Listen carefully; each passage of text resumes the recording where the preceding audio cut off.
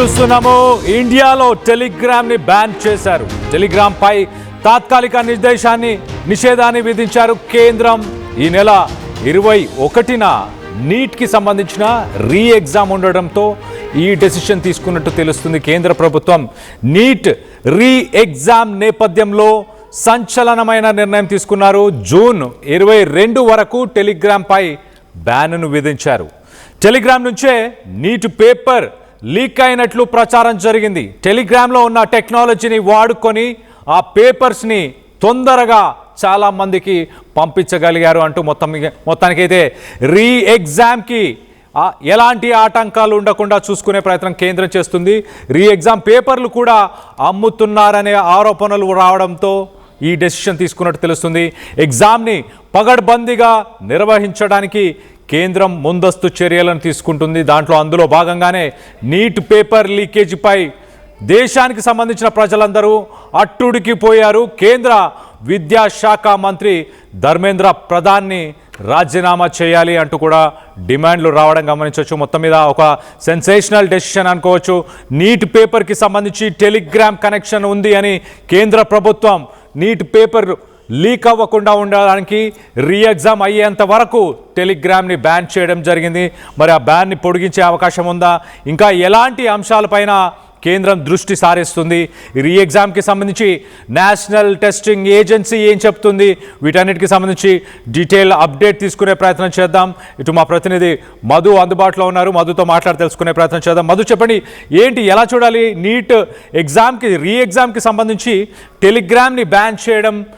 దాన్ని ఎలా చూడాలి? నిజంగానే వాస్తవంగా టెలిగ్రామ్ని వాడుకొని ఆ పేపర్స్ని లీక్ చేశారా? అత్యంత కీలకంగా ప్రస్తుతం దేశవ్యాప్తంగా అట్టుడుకుతుంది.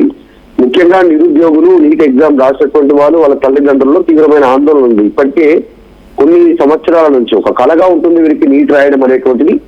దాంట్లో ఇంత ప్రిపేర్ అయిన తర్వాత పేపర్ లీక్ అయింది అనేటువంటిది ఎగ్జామ్ పూర్తి స్థాయిలో రద్దు చేసినటువంటి పరిస్థితి. ఇప్పుడు రీ ఎగ్జామ్ కండక్ట్ చేస్తా ఉన్నారు కేంద్రం 21కి సంబంధించి. మళ్ళీ పేపర్ లీక్ కాకుండా ఉండాలనేటువంటి ఆలోచనతో పకడ్బందీ ఏర్పాటు చేయడానికి కేంద్రం సిద్ధంగా ఉన్నట్టుగా వారి చర్యలు కనిపిస్తా ఉన్నాయి. ఎందుకంటే ఈసారి మళ్ళీ ఏదైనా చిన్న పొరపాటు జరిగితే ఇక దేశంలో మళ్ళీ ప్రజల విశ్వాసాన్ని కానీ, నిరుద్యోగులు వారి తల్లిదండ్రుల విశ్వాసాన్ని కూడగట్టడం అంత ఈజీకి సాధ్యం కానటువంటి పరిస్థితి. ఇప్పటికే ధర్మేంద్ర ప్రధాన్ రాజీనామా అయినటువంటి తీవ్ర ఆందోళనలు ఉన్నాయి. సోషల్ మీడియాలో ఒక క్యాంపెయిన్ నడుస్తా ఉంది.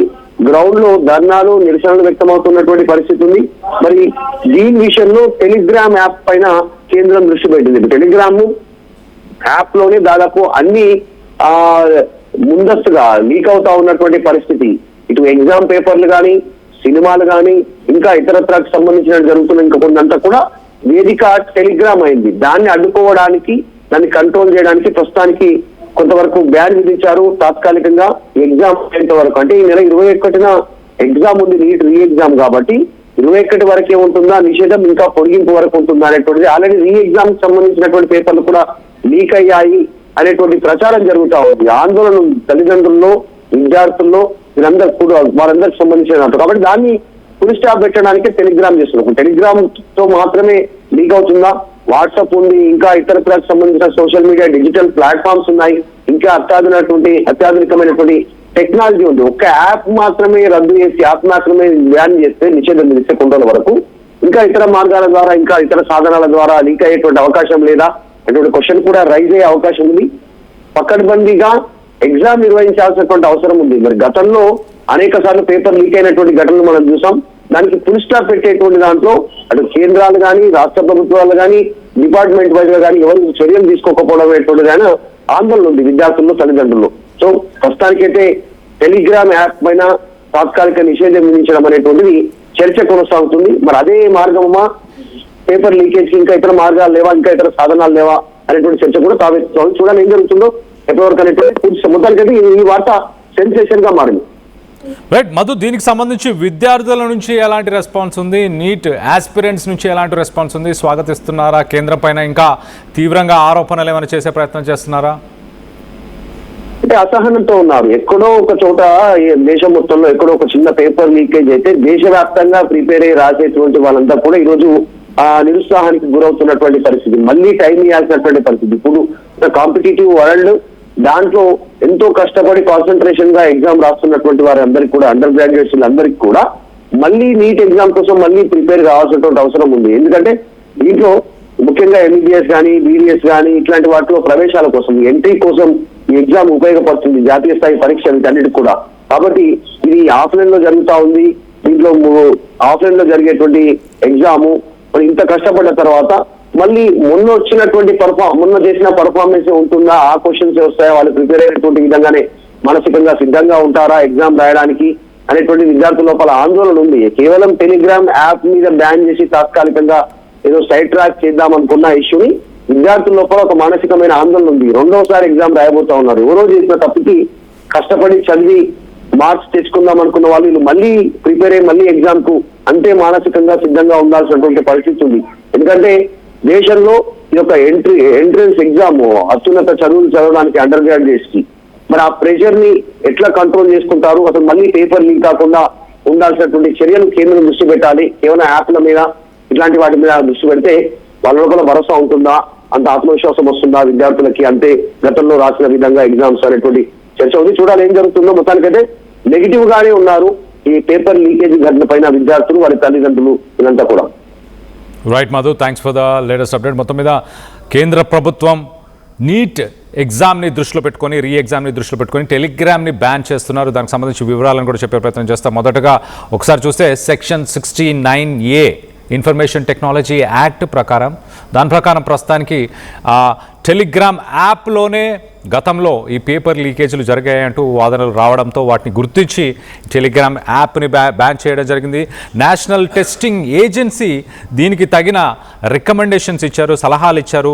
టెలిగ్రామ్ యాప్ని బ్యాన్ చేయమంటూ మొత్తం మీద కేంద్ర ప్రభుత్వం ఈ డిసిషన్ తీసుకుంది. నీటి ఎగ్జామ్ని మనం చూస్తే జూన్ 21న ఈ ఎగ్జామ్ జరగబోతుంది. జూన్ 22వ తారీఖు దాకా ఈ టెలిగ్రామ్ యాప్ని బ్యాన్ చేస్తున్నట్లు ministry of electronics and information technology emergency పవర్స్ని యూజ్ చేయడం జరిగింది. సో మొత్తం మీద మరి ఈసారైనా సక్రమంగా నీట్ ఎగ్జామ్ని నిర్వహిస్తారా అంటూ కొంత నీట్ యాస్పిరెంట్స్లో కొంత ఉత్కంఠమైతే నెలకొనుంది. ఎలా జరగబోతుంది? ఆల్రెడీ చాలా సమయాన్ని వృధా చేశారు. కొంతమంది ప్రాణాలు కూడా కోల్పోవడం జరిగింది. కేంద్ర విద్యాశాఖ మంత్రి ధర్మేంద్ర ప్రధాన్ రాజీనామాను కూడా డిమాండ్ చేశారు. కాక్రోచ్ జనతా పార్టీ కూడా దీన్ని సమర్థించే ప్రయత్నం చేశారు. గడిచిన 10 సంవత్సరాలలో సుమారు 80 పేపర్లు, 80 ఎగ్జామ్స్కి సంబంధించిన పేపర్స్ లీక్ అవ్వడం, అలాగే కొన్ని రాష్ట్రాలకు సంబంధించిన ఎగ్జామ్ పేపర్స్ కూడా లీక్ అవ్వడం, వీటన్నిటిని కూడా యువత వీటన్నిటిని చాలా సీరియస్గా తీసుకుంది, తప్పుపట్టే ప్రయత్నం చేసింది. ప్రభుత్వాన్ని బాధ్యత తీసుకుంటూ విద్యాశాఖ మంత్రి ధర్మేంద్ర ప్రధాన్ రాజీనామాను కూడా కోరడం జరిగింది. దీనికి సంబంధించి మీరేమనుకుంటున్నారు? టెలిగ్రామ్ యాప్ బ్యాన్ చేయడం వల్ల నీట్ రీ ఎగ్జామ్కి అన్నీ సుముఖంగా జరుగుతాయి అనుకుంటున్నారా? ఇతర యాప్స్లో క్వశ్చన్ పేపర్స్ని ఒకవేళ లీక్ అవుతే క్వశ్చన్ పేపర్స్ని పంపించే అవకాశం లేదని భావిస్తున్నారా? దీనికి సంబంధించి మీరేమనుకుంటున్నారు? మీ అభిప్రాయాలను కింద కామెంట్ రూపంలో తెలియపరచండి. జూన్ 21న నీట్ రీ ఎగ్జామ్ని నిర్వహించబోతున్నారు. 22 దాకా టెలిగ్రామ్ యాప్ని బ్యాన్ చేస్తున్నట్టు కేంద్ర ప్రభుత్వం ప్రకటించింది. దీనిపైన మీ అభిప్రాయాల కింద కామెంట్ రూపంలో తెలియపరచండి.